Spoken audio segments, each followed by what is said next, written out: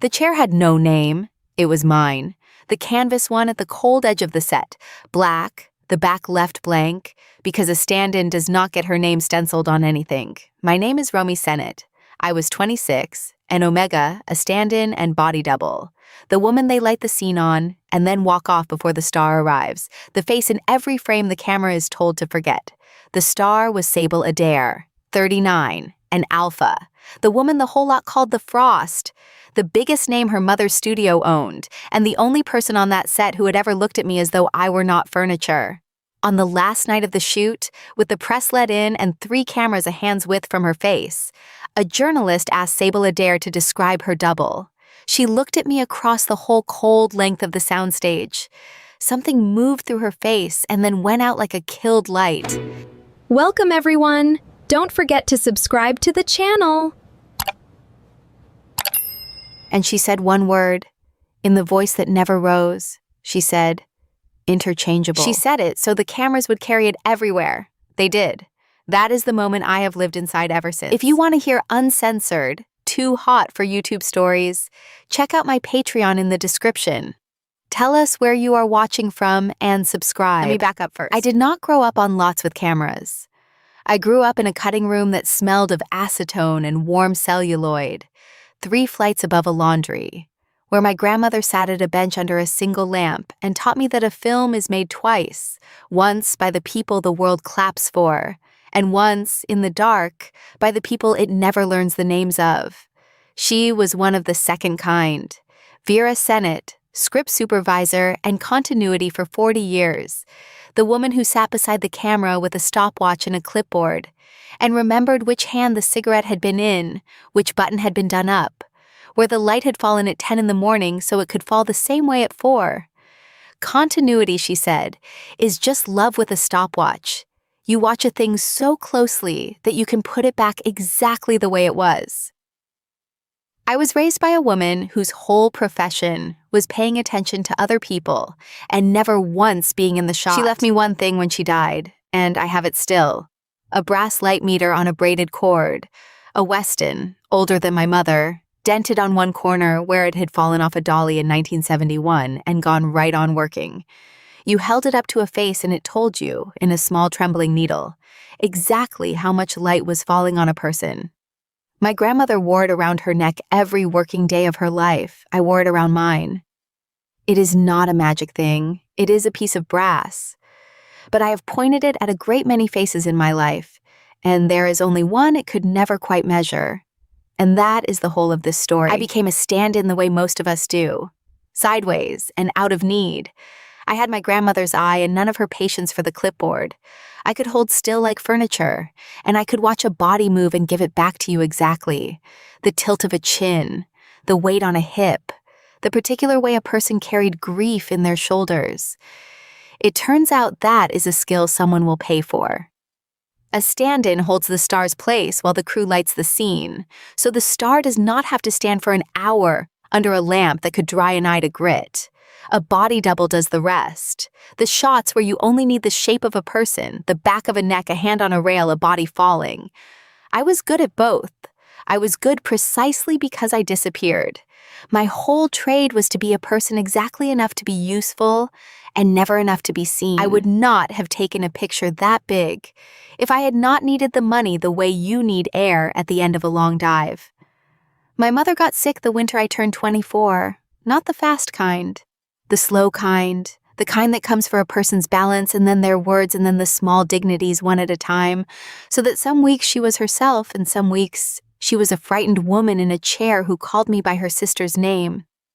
I moved her into a care home on the north edge of the city, a room with a window that looked at a scrap of sky and a plane tree, and I paid for that window the only way I could, by taking the highest paying stand-in work in the business, which meant the biggest studio in the business, which meant Adair Pictures, which meant her. You have to understand what Sable Adair was to someone like me. She was not a celebrity. She was the celebrity, the one whose face had been the studio's face for 15 years. And for the last 2, she had also been something colder and larger than that. A woman who had begun to direct as well as star, who ran her sets the way a surgeon runs a theater, who had turned the Adair name from a joke about a fading dynasty back into the most feared word on any call sheet. Her mother owned the studio. Sable owned the room. Alphas came onto her pictures certain they would be the ones the light loved, and left having learned quietly that the light had already been spoken for. I had watched her work since I was a girl in a cutting room. I thought she was the most disciplined person alive. I did not yet know I was right, or what that discipline had cost, or that I was about to spend 3 years of my life being the thing it cost the most to protect. I want to describe her the way I learned to, because I cataloged her before I understood I was doing it. It is the one thing I do without trying, the same nervous habit my grandmother made a profession of. Sable Adair wore her hair blue-black, so dark it drank the key light, cut blunt at the jaw and never once out of place. Her eyes were a pale cold amber, the color of a stage light seen through a whiskey glass, and they did not warm for anyone. They simply decided. Her skin was fair and cool and never flushed, not under a 2K lamp, not ever. She wore charcoal and black that a careless eye called black, and a careful one, in the right key light, red as the deepest green. On the inside of her left wrist she wore a plain, heavy steel watch, older than her fame, and when she was holding herself very still, she pressed the pad of her thumb to its face. Once, the way another person might touch a scar. I came to know that thumb better than I knew my own hands. She spoke in short, whole sentences, unhurried, exact. She never raised her voice. The set lowered itself to hear her instead, the way a room does for the one person in it who has never needed volume. She kept a cup of coffee at her monitor through every setup and let it go stone cold and never once drank it. And I cataloged that long before I let myself wonder why a woman makes a warm thing every hour and refuses, every hour, to take it. People asked me later what she was like, and I never had an answer, because the true answer was a list, and lists sound cold to people who have never loved anyone by list. She was like the half second before the clapperboard cracks. She was like a stage at 4 a.m, swept, gaffed, every flag set, and nothing yet begun. She was like the particular economy of a person who has decided precisely how much of herself the world may have, and drawn the line in grease pencil, and never smudged it. I did not find her beautiful at first. I found her correct. It took me a long time and a great deal of catalog to understand that in her, correctness was the disguise beauty had been forced to wear in order to survive her own mother. My first weeks on the picture, I was what a stand-in always is, which is weather. I stood in her place while they lit it. Second team, they call us, and the word tells you everything. You are the team that does not count, the one they clear when the one that counts walks in. I would stand under the lamp on my mark, hitting her positions, holding her shape, while the gaffer and the DP argued about a quarter stop of light on a face that was not mine, and would be replaced by hers the instant the room was ready. Then the first assistant director would call second team away, and I would step back into the dark at the cold edge with the other invisible people, and the star would take my warm mark, and the scene would belong to her. I was good at making myself small. I had, as I have said, a great deal of practice. The film was called Nightbird. I did not know then that it was about a woman who is loved in secret and made to pretend she is not. I only knew my marks and my call times. It was the biggest thing the studio had made in a decade, and everything about it was too large, the budget, the stage, the fear. At the center of the fear was Sable Adair, and above her, rarely on the floor but always in the building, was the person the whole lot truly feared, which was her mother. Marguerite Adair owned Adair Pictures the way weather owns a coastline. She was somewhere past 70, and she moved through the building perhaps twice a week. Silver-haired, small, immaculate, trailed by 2 assistants and a silence, and when she came, the temperature of a room did not rise the way it did for her daughter. It dropped.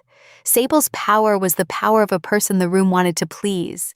Marguerite's was the older kind, the kind that does not need to be pleased because it already owns the thing you would please it with. She had built the studio back from ruin with her own 2 hands and a great many other people's, and she had one law, which everyone on that lot knew and no one said aloud. Marguerite Adair priced everything.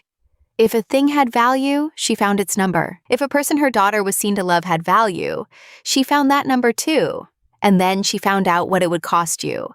And those were rarely the same figure. And the difference was hers. I met Sable Adair, really met her, on the 9th day over a light meter. We were on a night exterior, a rain tower going, the whole street stage silver and streaming, and the electric department could not get a reading they trusted off the practicals. The digital meters kept arguing with each other in the wet.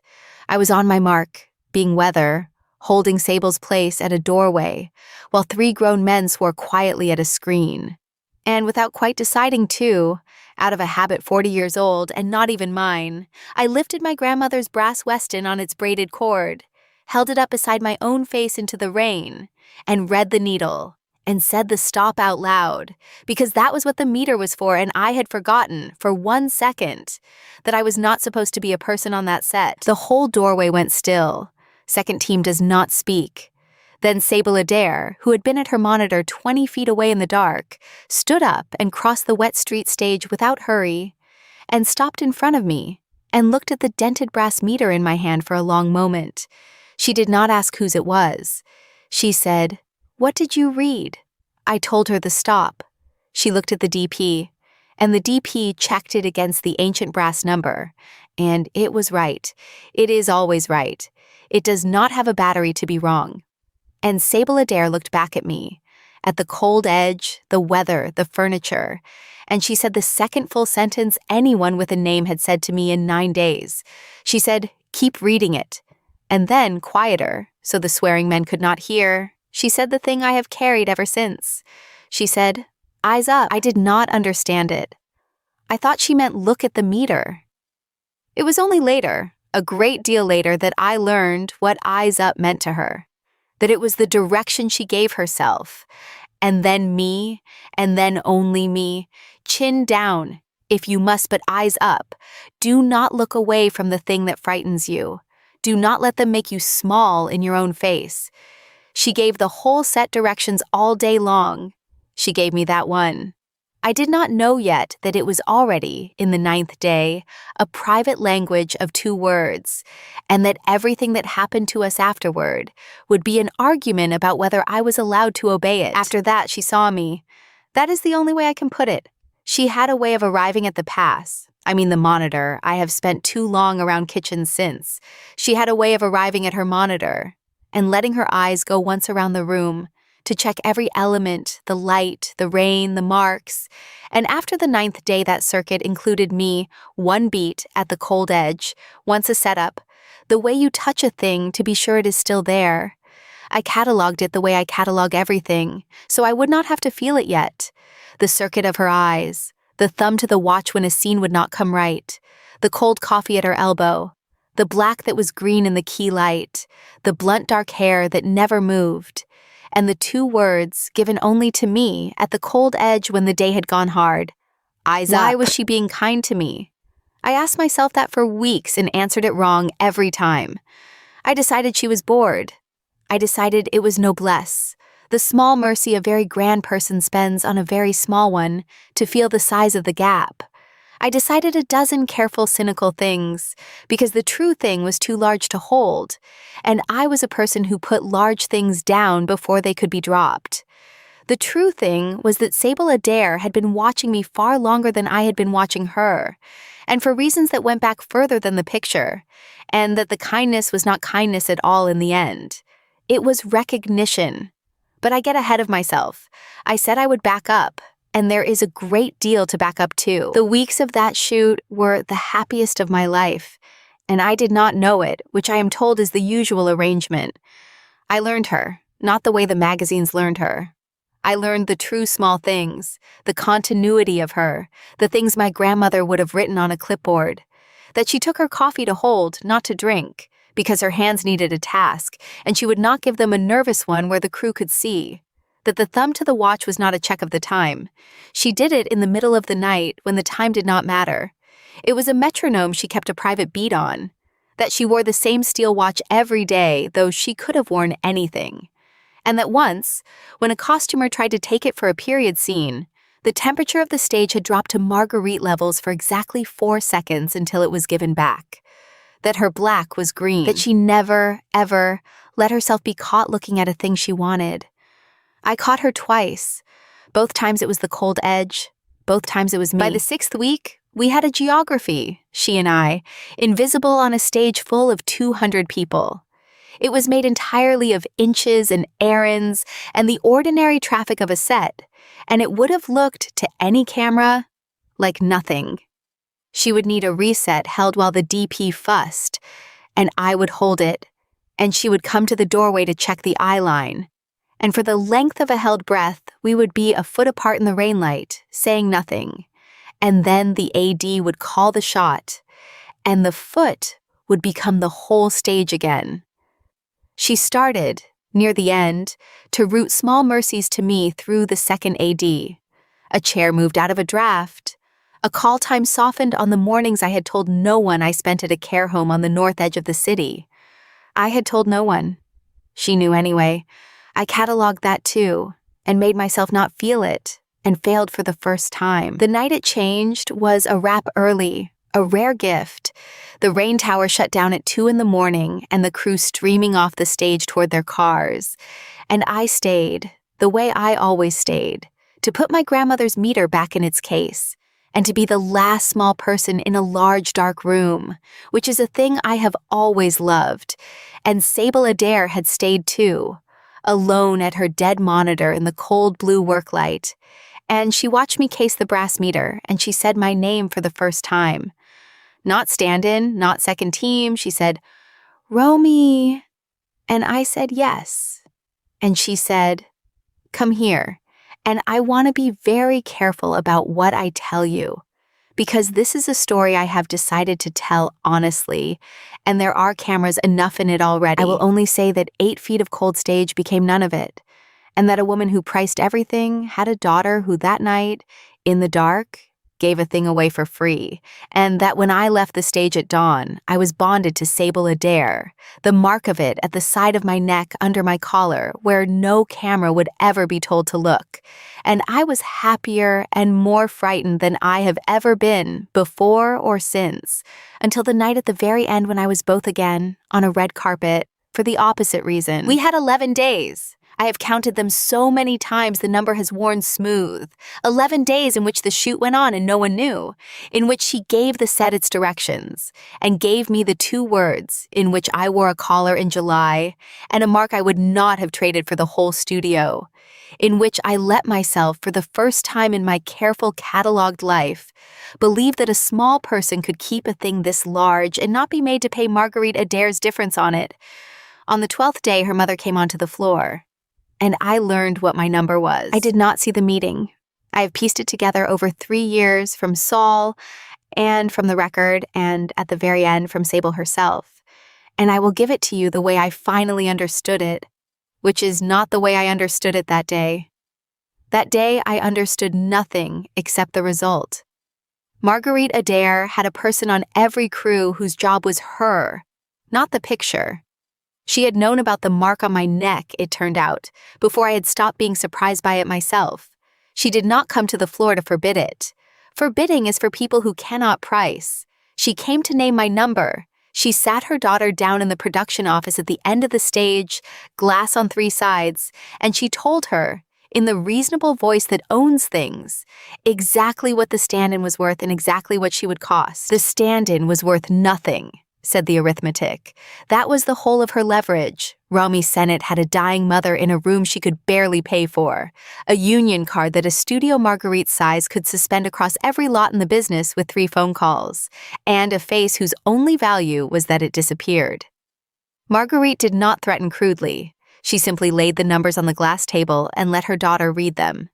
If Sable kept me, Marguerite would find the mother's care and end it, quietly, and find my card and end it quietly, and I would go from a small, invisible woman with a job and a window for her mother to a small, invisible woman with neither, and it would take a week, and there would be no letter to point at, and no cruelty anyone could photograph.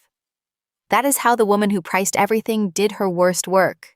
Off the page, in the reasonable voice, with a needle so fine you did not feel it go in. And she offered the alternative, because Marguerite Adair always offered the alternative. The alternative was where her prophet lived. If Sable let the stand-in go, publicly, cleanly, on camera, so there would be no rumor to manage and no ember to guard, then Marguerite would leave the mother's window alone. She would leave the union card alone. The small woman would keep her small life. All Sable had to do was the one thing she had spent her whole disciplined life learning how to do: show the world she did not love a thing, so that the world would not know its price. Cut the double, recast the last shots, say the cold word to the cameras, make it true enough to be believed. And her mother would let me live. I have thought about what I would have done in her place, more times than is good for a person. I have decided I do not know. What she did, what Sable Adair did at 39, having been raised by that woman inside that arithmetic her whole life, was choose the cruelty that kept me breathing over the tenderness that would have gotten me erased. She chose to hurt me on camera so that her mother would never hurt me off it. And she did not tell me. That was the part I could not forgive for a long time, until I understood it, which is that if she had told me, I would have refused to be protected. And she knew it, because she had already, in 11 days, learned me as thoroughly as I had learned her. So she did not give me the choice. She took the whole weight of it onto herself and let me hate her, because a woman who hates you at least gets to leave with her pride, and a woman who is protected against her will leaves with neither pride nor safety. She had done this arithmetic before I ever lifted a brass meter in the rain. She had been doing a version of it her whole life. It was the only kind of love her mother had left her the tools to give. I did not know any of that on the last night of the shoot. I knew only the room. They had let the press in for the wrap, which studios do. A controlled little party on the standing set, champagne and lights and a rope line of cameras, the crew scrubbed and grinning, the star gracious at the center of it. I was not invited. Second team is not invited. I had come to case my meter and go, and a young second AD named Marlowe, who was kind to me and knew nothing, had waved me in for one glass at the cold edge where I belonged. I stood at the dark rim of my own set with a glass I did not drink and watched Sable Adair be the frost for the cameras. And I thought, God help me, I thought, that in an hour the room would empty and she would find me by the cased meter and say the two words and it would be all right. That was the last hour I was ever that young. A journalist near the rope line, warm with champagne, called out the question they always call out on a rap night, the soft one, the color piece. He asked Sable Adair to tell them about her double, the woman who stood in her light all these weeks, who did the falls, whose face was in half the frames. It was nothing. It was a kindness even. Doubles are never named, and here was a chance for one to be. The room turned, easy and smiling, to hear the great woman say a generous small thing about a small person. And Sable Adair set down her cold coffee and pressed her thumb once to the face of the steel watch and looked across the whole cold length of the stage, past 200 people, directly at me, at the edge where the light gave out. I have watched the footage. Everyone has. It was everywhere by morning. You can see the exact second the smile leaves her without leaving her mouth, the amber going flat, the light behind it killed clean, like a lamp cut at the board. And she said, to the cameras, in the voice that never rose, the sentence that has followed me down 3 years and half 100 lots. She said, a stand-in is a piece of equipment. You do not thank the latter. She is interchangeable. I have already forgotten her name. And the room laughed, because the frost had made a cold joke, and the cameras drank it, and the champagne went on, and I stood at the edge of the set my grandmother's whole profession had prepared me to disappear from, and I disappeared from it, on time, professionally, for the last time. I did not cry on the stage. I had been raised, remember, by a woman whose whole art was to feel a thing later, in the dark, at a bench, once the work was safe. I put my grandmother's meter in its case, and I nodded to Marlowe, who had gone white, and I walked out through the loading dock past the trucks, and I got exactly as far as the chain link before I had to put my hand on it and stand very still for a while. The mark at the side of my neck was 2 weeks old. It does not come off. That is the whole cruelty of the thing an alpha gives an omega. It is the one continuity edit no one can make. You can cut a woman from a picture, but you cannot cut the mark that says she was loved off her neck. I stood at the fence and felt it there, warm and permanent under a collar in July, and I understood exactly nothing, and I decided the wrong thing, which is that she had meant it. The woman came to my mother's care home the next morning, which is how I learned that Marguerite Adair already knew where my mother lived. She was pleasant and gray, and she had a folder. She said there had been an unfortunate scene, that these things happened on high-pressure sets, that the studio wished to express its gratitude for my professionalism and its confidence in my discretion.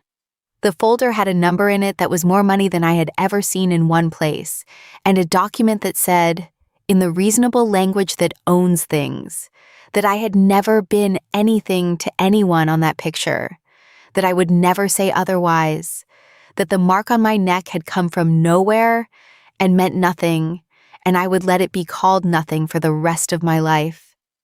She set a pen on top of the folder. She said, "Ms. Sennett, this is kindness.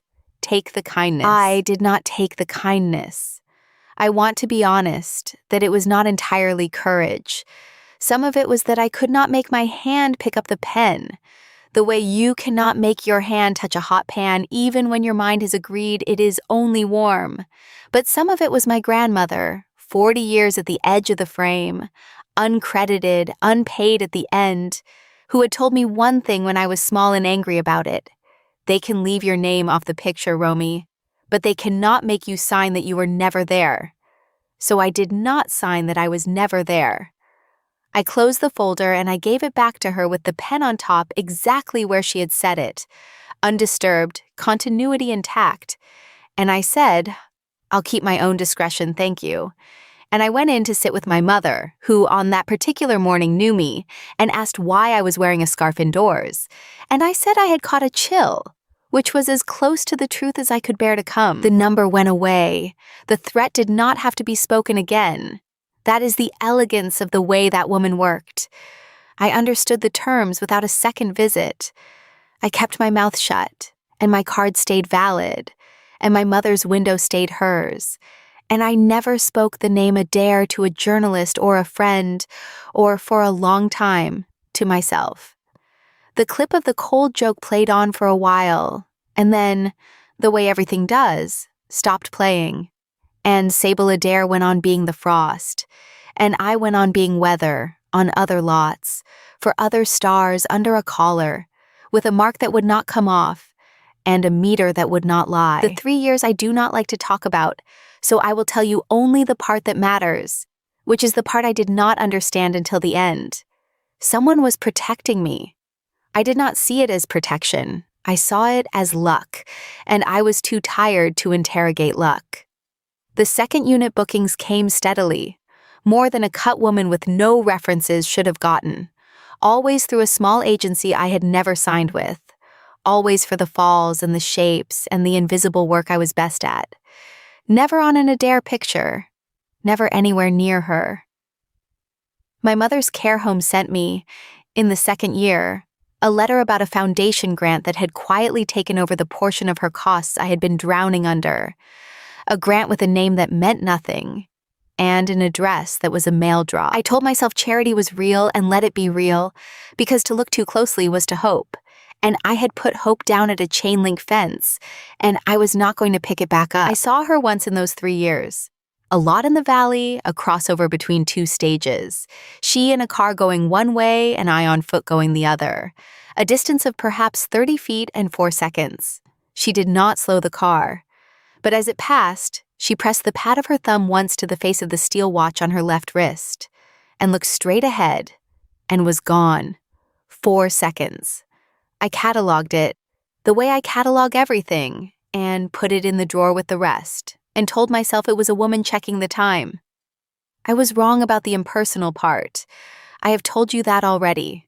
I was wrong about almost everything, all the way to the last night, when I finally read the needle right. The call came in the spring I turned 29. My agency, the real one, the one I had actually signed with, booked me onto a picture that had been the most secret thing in the business for a year. Sable Adair's first film as sole director, no star billing above her own, a small, strange prestige piece the trades could not get a logline on. It was called Second Team. I did not know what it was about. I knew only that it paid stand-in and second unit scale, that it shot for 11 weeks, and that when I asked, idly, who had requested me by name for the double work, because someone had, the booking said so, my agent said the request had come straight from the director's office.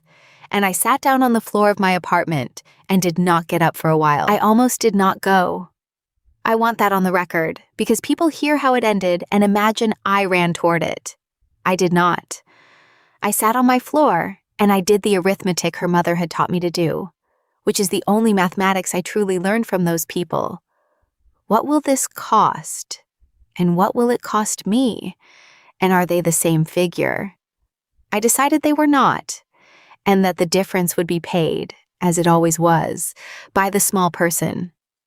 And then I thought of the 2 words she had given me in the rain on the 9th day, the ones I had spent 3 years not letting myself hear. And I understood that if I did not go, I would spend the rest of my life with my eyes down. And my grandmother had not raised me for that. And neither, it turned out, had she. So I put the brass meter around my neck, and I put a collar over the mark, and I went back onto an Adair lot to hold Sable Adair's place in the light and be sent away before she walked in, which is a thing I knew how to do, having done it professionally for the whole of my small, careful life. The set of Second Team was the quietest I have ever worked. She ran it with a skeleton crew and a wall of secrecy. And on the first day, I understood why the trades had no logline, because there was no way to write one that her mother's people, who were everywhere, would let live. It was a film about a continuity woman and a star. It was a film about a woman who is loved in the dark and made to stand at the edge of the light and pretend she is only weather. It was, though it took me 4 days on the floor to let myself know it, a film about us, about me, written by the woman who had said interchangeable to 3 cameras so that I could go on breathing. She had taken the worst thing she ever did, and she was building it, shot by shot, in the open, under her mother's nose, into the only apology her mother's world would let her make. 110 minutes of film that said, to anyone who ever learned to read it, I remembered her name every single day. I did not know that yet. On the first day, I knew only the geography, and the geography had not changed.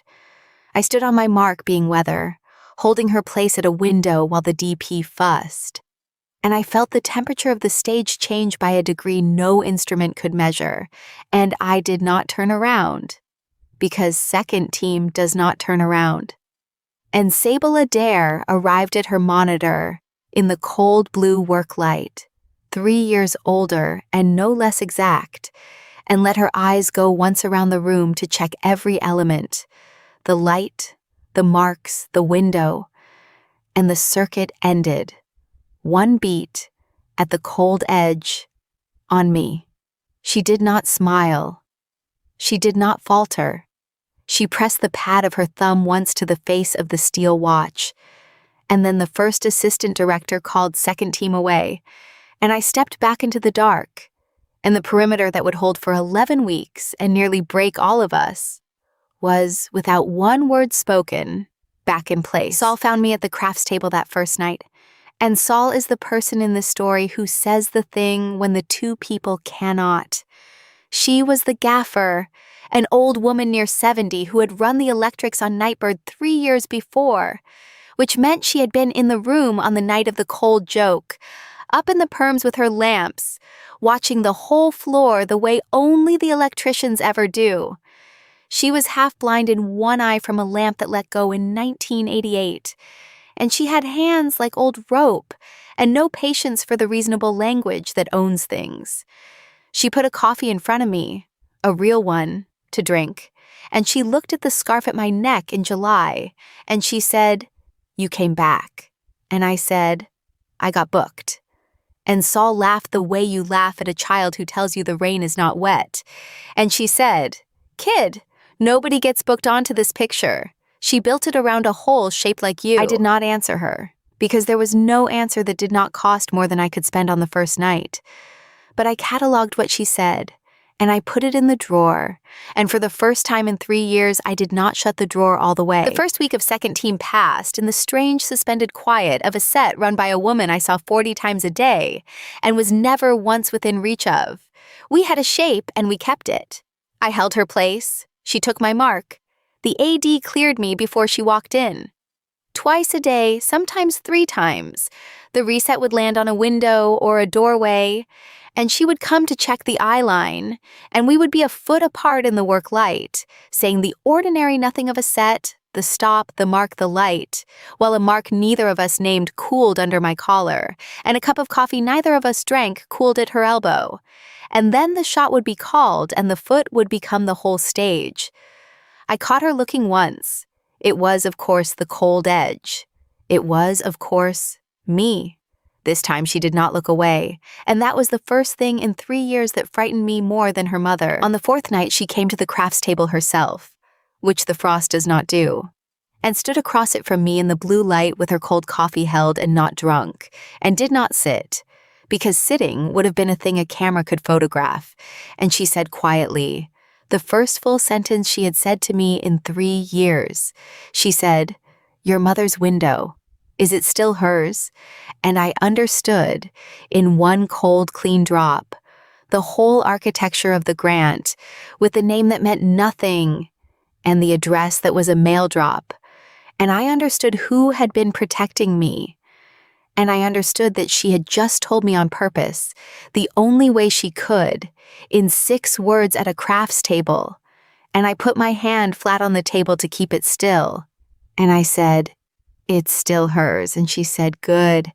And she pressed her thumb once to the watch, and she walked back to her monitor. And I stood there, 29 years old, and finally, 3 years too late, read the needle right. By the 2nd week, I understood what scene we were building toward, and I understood that she meant to make me stand in the light of it. Second team had, at its center, the thing that had happened to us. The rap party, the rope line, the star who says the cold word to the cameras about the woman at the cold edge. She had written it. She was going to direct it. And because it was a film about a double, the scene needed a double at the cold edge for the camera to find. A small woman in the dark being called interchangeable so the audience could feel the size of the lie. She had requested me by name for the double work.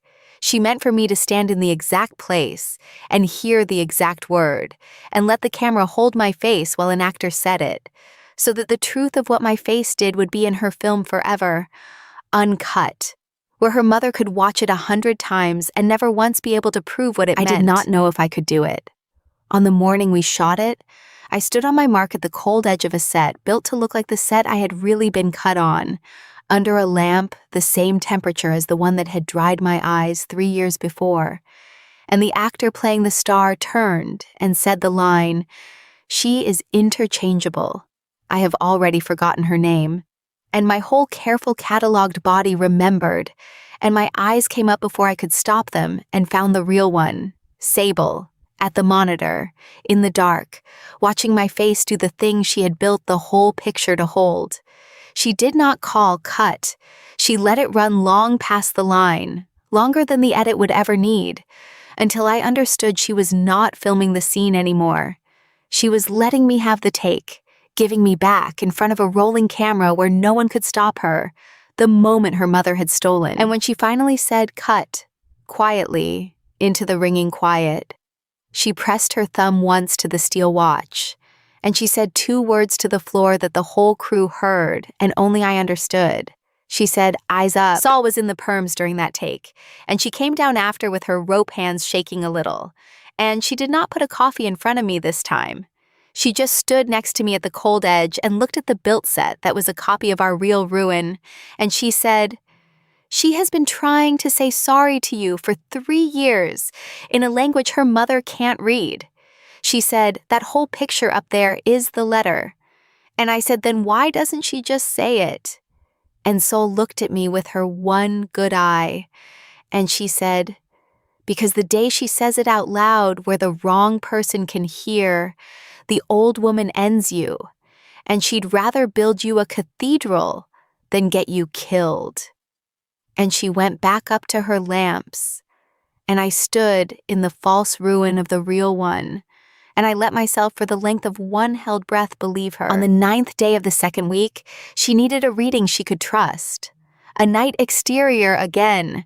She had written a night exterior, of course she had. Rain and all. She had written our 9th day into her film, the way you press a flower you cannot keep, and the digital meters were arguing in the wet the way they always argue in the wet. And without being asked, out of a habit 40 years old and not even mine, I lifted my grandmother's brass Weston beside my own face in the rain and read the needle and said the stop. And the whole stage went still, because the crew of second team had learned by then that this was a thing that happened, and that when it happened, the director crossed the wet floor without hurry and stood in front of the stand-in and did not ask whose meter it was. She crossed the floor. She stood in front of me. The rain was between us and around us, and the mark was under my collar, and her cold coffee was 20 feet away, going colder, and we were, for the length of a setup, a foot apart in the silver light, exactly where we had been 3 years and a whole ruin ago. She looked at the meter. She looked at me. She said, "What did you read?" I told her the stop.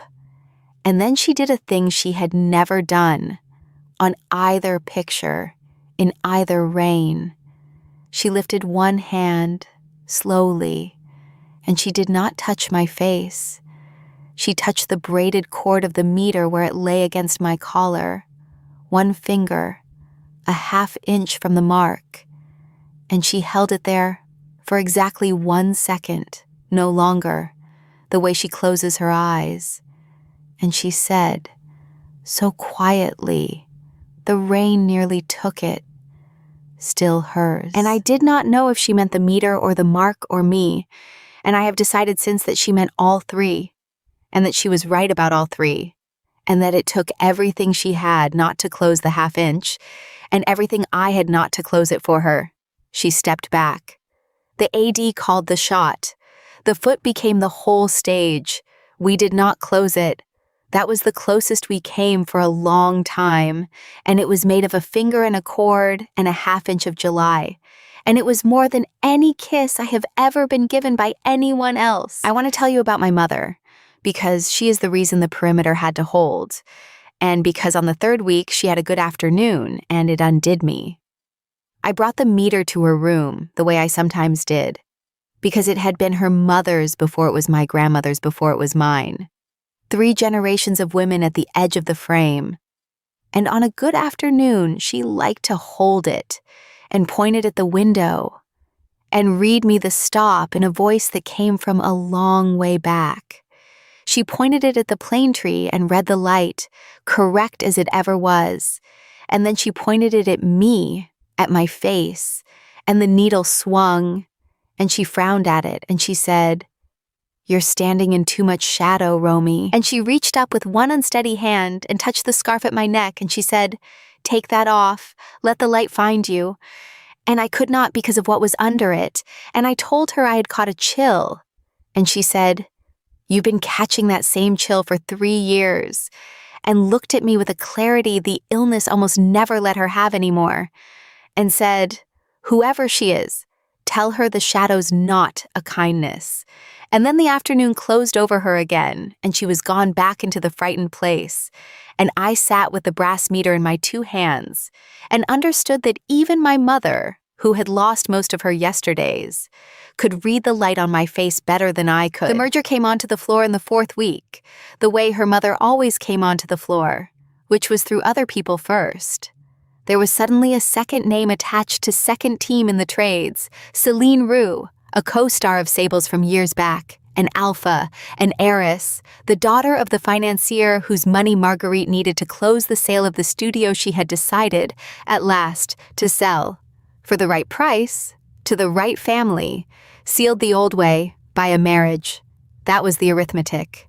Marguerite Adair was going to sell Adair pictures to the Roux fortune, and the deal was to be blessed and locked by an engagement between Sable and Céline, announced at the premiere of Sable's own secret film, so that the whole business would read the sale as a love story instead of a surrender. Céline Roux began to appear on the floor, gracious and glossy and entirely willing, and Sable Adair let herself be arranged beside her for the right eyes, correct as always, the frost consenting to be sold, and I stood at the cold edge and catalogued the space between the two of them, which was the same 8 inches she kept from everyone, and I told myself 8 inches was 8 inches, and it did not matter whose it was. It mattered. I catalogued that too. I am not made of brass. Sol gave me the role on a Friday.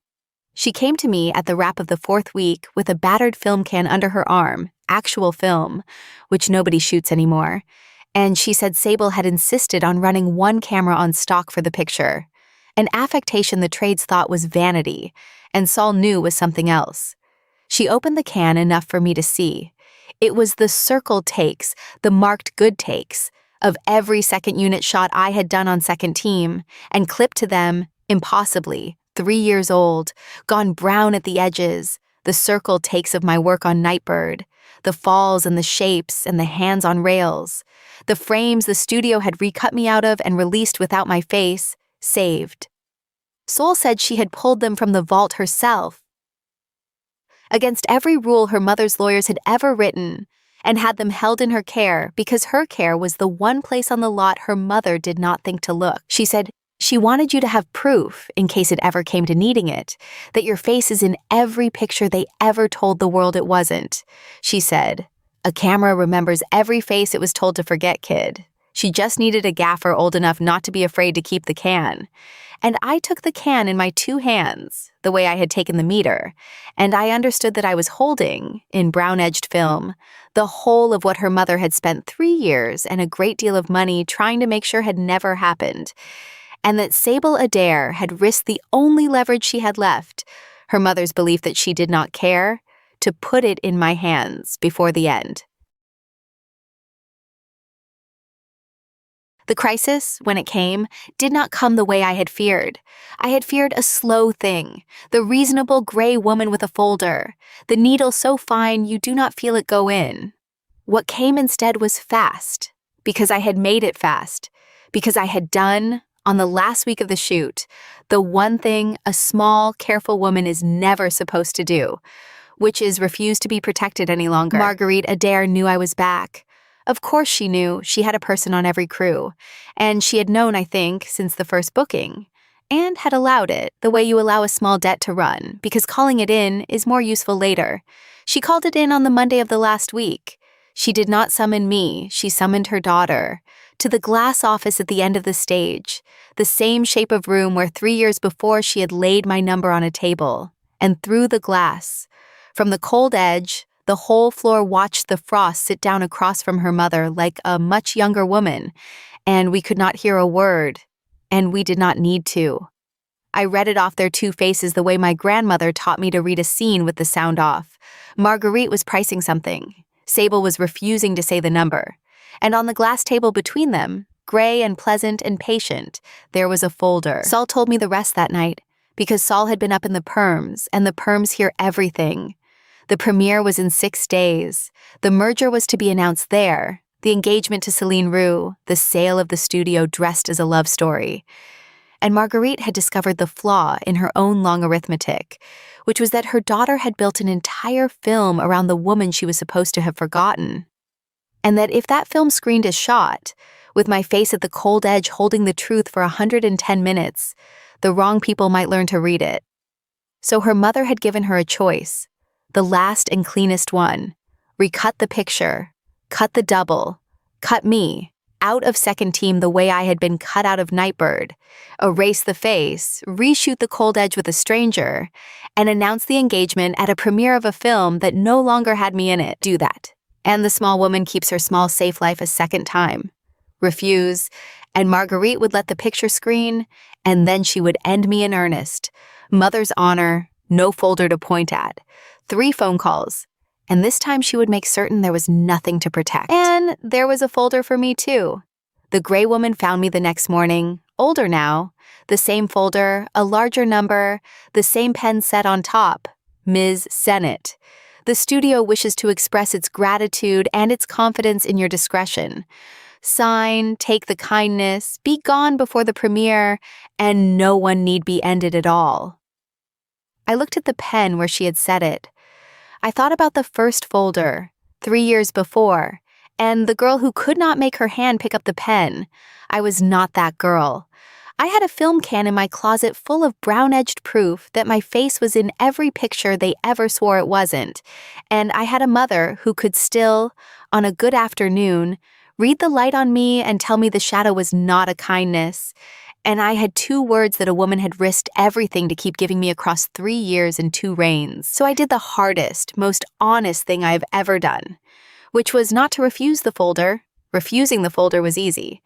It was to decide, standing there, that I would not let her pay for me a second time. Sable had taken the whole weight 3 years ago and let me hate her and kept me safe and small. I was done being kept small. If a price was going to be paid at that premiere, I was going to be the one standing up to pay it, in the light, with my eyes up where the camera could see. I went to find her that night, which I had not done in 3 years. I found her where Saul said she would be, in the editing bay at the far end of the lot at 2 a.m, alone in the blue glow of the picture, watching the cold edge take run, the one she had let go long, my face remembering the word interchangeable, the one her mother wanted gone. She did not turn around when I came in. She said to the screen, "You should sign it," and I said no. And she said, "Romy, sign it? I can survive her. You can't." And I crossed the bay, which was 8 feet of cold floor, and I made it none of it, and I turned her chair around so she had to look at me. The frost, 39, exact, exhausted, 3 years of it in the pale amber going soft at last in the editing light. And I said the thing I had come to say. I said, "You cut me from a picture to keep me alive, and you have been sorry for 3 years in a language your mother can read, and I can't." I said, "I don't want the cathedral." I said, "Say it out loud, where the wrong person can hear. Let her end us both if she's going to. I would rather be ended standing in your light than kept alive in your shadow." And Sable Adair looked at me the way she had looked at me across a rain-wet street on the 9th day. And something behind the amber that had been killed at a board 3 years ago came back up, like a lamp brought slowly to full. And she said, very quietly, the truest thing she ever said to me. She said, "I never forgot your name for 1 day."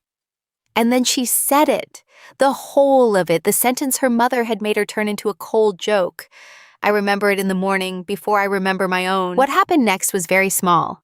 And it was the first time in the present that we closed the inches. And I will keep most of it, because I have decided to tell this story honestly. And there are cameras enough in it. I will only say that she stood up out of the chair, and she lifted one hand and put it at my jaw, the way I had cataloged her not doing for 11 weeks. And this time her thumb did move once at my cheekbone, and she pulled the scarf from my neck at last, and looked at the mark she had left 3 years ago and never been allowed to see kept. And she pressed her mouth to it once, where it had been waiting the whole time under a collar in July. And she said my name against it like the amen of a thing. And the 8 inches were gone, and the editing bay was very quiet. And the picture ran on unwatched on the screen behind us, with my forgotten face in every frame of it. And this is where I have to stop, because what happened next was never meant for YouTube. If you want the uncut version, it's waiting on my Patreon. The link is in the description. She did not recut the picture. That was her answer to her mother, delivered in silence over 6 days. Second team went to the premiere exactly as shot, my face at the cold edge, the truth running for 110 minutes where anyone could learn to read it. And she did not tell me what she meant to do at the premiere itself, because she had learned 3 years ago that if she told me I would try to take the weight, and she had not yet understood that this time I meant to take it whether she allowed it or not.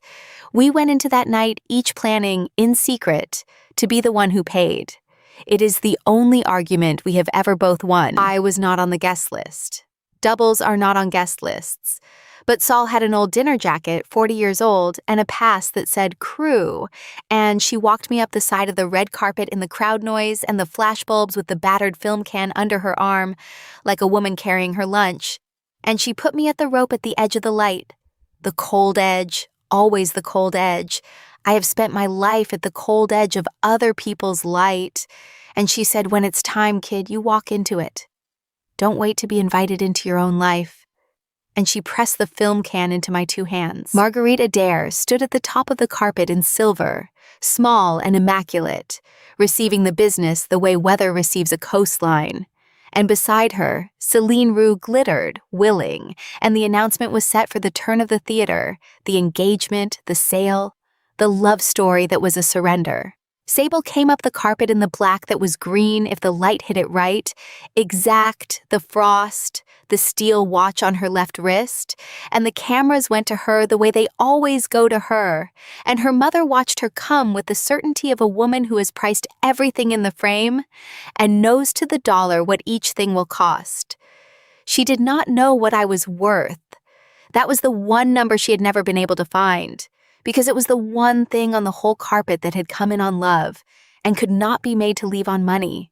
She was about to learn it in front of every camera in the city. The gray woman reached me first. She had seen me at the rope. Of course she had. Her mother had people everywhere, even here. She came to the edge of the light with the folder. She must have carried it in her coat, that pleasant, patient woman, ready for me the way she was always ready. And she set it on the barricade in front of me, and she set the pen on top, and she said, over the crowd noise, Ms. Sennett, it is not too late to take the kindness. And every camera on that carpet was turned the other way, at the frost and the silver mother and the glittering bride, and none of them was looking at the small woman at the cold edge, which is exactly the arithmetic her mother had counted on for 30 years. And I looked at the pen, and I picked it up, and I did not sign. I set it down again, off the folder this time, on the bare barricade, out of place, continuity broken, a thing my grandmother would have caught in a frame at 40 feet. And I closed the folder, and I gave it back to the gray woman with the pen beside it where it did not belong, and I said, loud enough for the rope to hear, I was there. You can leave my name off the picture. You cannot make me sign that I was never there. And I stepped over the rope, off the cold edge, into the light, with a battered film can in my 2 hands, and I walked up the red carpet toward the woman I had been cut from, uninvited, into my own life. The cameras found me because a woman walking up a red carpet where she does not belong is the only thing a camera loves more than a star. And Marguerite Adair turned and saw me. And for the first time in the whole of this story, I watched the woman who priced everything fail to find a number fast enough. Sable turned too. And I want to tell you what she did, because I have watched the footage everyone has. It was everywhere by morning, and it will be everywhere as long as there are screens. She did not go pale. She did not reach for me. She looked at me coming up the carpet with a film can in my hands and her whole life's discipline on her face. And then, very deliberately, in front of every camera in the city, Sable Adair reached up and took off the dark glasses she wore like armor, and folded them and put them in her pocket. And she pressed her thumb once to the steel watch, the old private metronome, and she said into the microphones, in the voice that never rose, so quietly that the whole carpet had to lean in the way I had taught a set to lean, the thing her mother had spent 3 years and a great deal of money making certain she would never say. She said, everyone here has heard me call this woman interchangeable. I want to correct the record. Her name is Romy Sennett. Her face is in every film you have ever watched me make, and I have loved her since the 9th day of a picture I was told to pretend she was never on. The carpet came apart the way a set comes apart, when the one voice that runs it says a thing no one budgeted for. Céline Roux, who was gracious and glossy and not a fool, set down whatever she was holding with great care, the way you set a thing down when your hands would rather throw it, and stepped back out of the frame, and was, to her credit, smiling faintly, like a woman relieved of a role she had never wanted to play. The merger died on the red carpet in front of the cameras, which is the one place her mother could not quietly bury it. And Marguerite Adair came down the 2 steps in silver, small and terrible, and put her hand on her daughter's arm, and said the sentence that had ended every argument in that family for 40 years. She said, "Sable, think very carefully. Everything you have is mine to withdraw." And I watched Sable Adair look at her mother, and I watched her do the arithmetic one last time. The arithmetic that woman had taught her in the cradle. What will this cost and what will it cost me, and are they the same figure? And for the first time in her life, she gave the answer her mother could not price. She reached up and unbuckled the steel watch from her left wrist. The old one, older than her fame. The one thing on that carpet her mother had given her that she had ever truly kept. And she set it in her mother's silver hand, and she said, "Then withdraw it. Withdraw all of it. I would rather stand at the cold edge of her light for the rest of my life than at the center of yours for one more day." Marguerite Adair stood on a red carpet in front of every camera in the city, holding a steel watch in one hand and a lifetime's leverage in the other. And for the first time in 30 years, in front of all of them, the woman who priced everything stood before a thing that would not be priced and did not know what it was worth. There is no editing that. It went everywhere. You can watch it still. The exact moment an empire meets the one figure it cannot make. Then Sable turned to me in the flashbulbs, in front of all of them, and she did not say she loved me. She had already said it, to the cameras, out loud, where the wrong person could hear. She said the thing that meant it more. She looked at the battered film can in my 2 hands, the brown-edged proof of every frame they had cut me out of, and she did not take it from me. She put her hand over mine on the can, so that we held it together, and she said, into the microphones, so quietly that they all leaned in, "You have been the double long enough. Come be the lead." And the carpet and the cameras and the city heard a star cut a stand-in into the frame at last, under her own true name. And there is no editing that either. She took off the armor in front of all of them. She had built it for a lifetime, and she set it down in 10 seconds. And then, so only I could hear it, under the noise, she said the 2 words she had given me in the rain on the 9th day, the ones I had spent 3 years not letting myself hear. She said, "Eyes up," and I brought my eyes up in all that light, and I did not look away from the thing that frightened me, which was being seen. And I let the camera find my face. At last, on purpose, in the center of the frame my grandmother spent 40 years at the edge of, and I said the only thing there was to say, which was her name. We did not keep the studio, because there was never any studio to keep. It was Marguerite's, and she withdrew it. All of it. The lot, and the name and the money, and she was welcome to it. What she could not withdraw was the picture, because the picture belonged to Sable. And the picture had my face in every frame of it, and it screened that night exactly as shot, to a theater full of people who now knew how to read it. And it is, the trades agreed, the finest thing either of us has ever done. It cost us everything her mother owned. It was the cheapest thing we ever bought. My mother had a good evening the following spring, one of the ones where the light found her, and we brought her out to a small rented house north of the city with a plane tree in the yard. And she sat in the last of the sun, and pointed my grandmother's brass meter at Sable's face for a long time, reading the needle. Sable Adair, who let no one measure her, sat still and let herself be measured. And my mother frowned at the old brass number, and then she nodded, satisfied, and she said, "There, that one's standing in enough light." And she reached up and touched the side of my neck where there was no scarf anymore, where the mark had never once come off, and she said, "You took the shadow off," and I said, "I did," and she said, "Good girl." And the evening stayed open over all of us a while longer than it usually did. We work small now, the 2 of us. 1 picture at a time, done right, our own money and not much of it. My grandmother's name on the crew list, and mine on the call sheet at last. No cold edge in the room because we do not build sets with cold edges anymore. Sable still lets her coffee go cold out of an old habit her hands have not entirely broken. But she does not let the warm things go cold now. not the ones that count, and the 8 inches are gone and the door stays open. And she still gives a whole crew its directions all day long and saves 2 words for me. She is still the most disciplined person I have ever known. I still catalog her every day and hand the list back to her on the afternoon she reaches for herself and finds the shelf empty. Because that is what my grandmother taught me love is. Attention, with a stopwatch, so close you can put a person back exactly the way they were. Last night we ran the day's footage in a small bay with the lights down, her picture and mine, and there was a shot at the end of it where I had let my face be still and open in the full key light. No shadow, no scarf, the mark plain at my neck for anyone to read.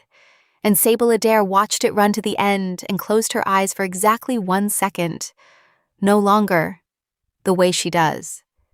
And then she opened them, and she pressed her thumb once to the wrist, where a steel watch used to be and is not anymore. The old metronome with nothing left to keep the beat on but me. And she looked at me the way she has looked at me since a brass needle, read the light on the 9th day of a picture I was told I was never on. And she said the only 2 words that have ever mattered between us. She said, "Eyes up."